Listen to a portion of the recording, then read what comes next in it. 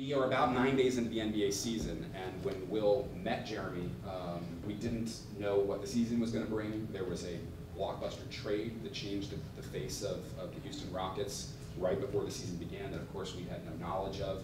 We're now 9 days into the season, and I guess my opening question is, have we seen enough to know whether the Knicks made the right decision or the wrong decision? I was upset as a, well, I guess I should preface this by saying I'm not a Knicks fan. But I was not a Knicks fan, but was a huge fan of what happened over that amazing stretch of sport. I can honestly say the Lynn versus Kobe game was like I was at the Garden. That was the single most exciting sports game I've ever been to in my entire life. I've never heard a venue as loud. So I was completely as obsessed as every other New Yorker. My fear when the trade was made, I wrote a lot about it for New York Magazine, was, not the trade, but when they didn't match the contract, was that it was gonna turn out bad for both Lynn and the Knicks. And so far, I think it's actually turned out good for both. I think that was an incredible narrative, and for those 2 weeks, as it was happening, it was sort of like, you know, if you've ever felt some sort of like euphoria or high, it accelerated every day, you know, and it sort of reached this point where you just thought this is going to become physically unhealthy, like this degree of sort of like this trippy experience. And so I was sort of glad that he was no longer in the Knicks, because I agree with Rembert. I mean, I think he'll need to, if he was still a Knick, he would need to do so much in order to establish himself. I mean, with the Rockets, it's just not as much pressure. I don't think people understand that for the Asian American community, we were so far behind that just being there in the league and having 2 weeks where he was the superstar, that was enough. I mean, there are plenty of naysayers, and there will be for almost every player in the league for the rest of their careers, but just having been there to show that an Asian American person can play basketball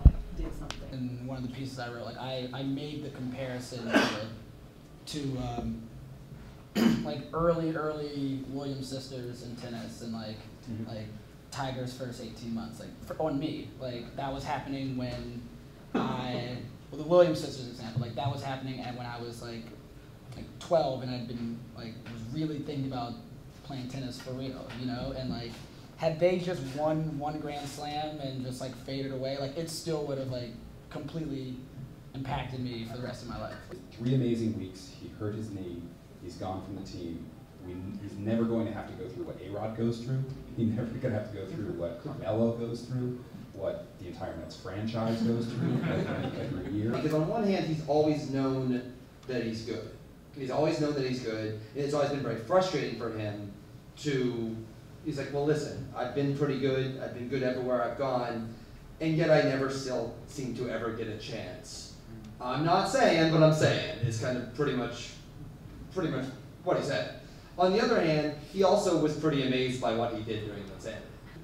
I do think it was, I mean, I still very much think that like it was very much a race thing, and because I was looking at it through their eyes as like a black kid that played basketball around other black kids his entire life and understood sort of the internal prejudices that exist when it comes to basketball and race. I think that you're right, to be honest. I think he thinks that too. I think that that's something that he clearly felt. He didn't mention any names, but I think he clearly feels that he's been good for a long time, and one of the reasons he's not been given a chance is because he's Asian American. Yeah. I think when I tried to imagine what that would be like to have Jeremy Lin in the locker room, I mean, I would be pretty annoyed if every single question was about Jeremy Lin. And I think the types of questions you're getting, and I think if we think about how Jeremy Lin was covered and how we all sort of talked about him at the time, it was sort of as this model minority, right? Like this guy worked really hard, he was underestimated. There's something about his path that we should respect because he didn't have this God-given talent for this.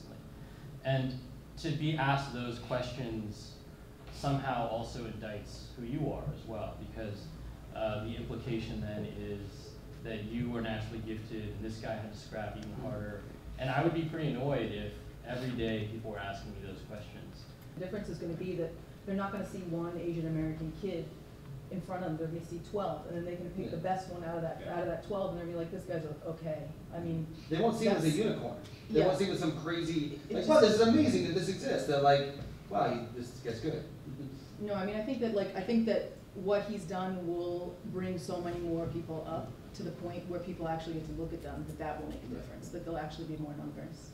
I think one of the, unfortunate, like, byproducts of being in any type of trailblazing position is that you have to deal with so many outside factors that, all he should be worried about really is like going out and playing his hardest and winning, and like that's never gonna be what it is for him for the rest of his life. Like it's unfortunate. He's now moved into a market where his identity is a Christian person, which is, I think, an even stronger identity for him personally than being Asian American. Is going to come into play more, and he's also on a stage that's prepared to work with Asia, and like his visibility in Asia is not going to suffer at all. Being in Houston, they're ready for it. If someone like Obama had given that speech at the DNC in '04 and had just disappeared, like that still would probably have been like the most important like moment of my life. Like that, like if he had not gone on to be president, but like this guy just came out of nowhere, no one knew who he was, he makes a speech, like me hearing it in the middle of high school and just like it blowing my mind and like it completely directing the course of my life from then on, like that's really all I needed from him.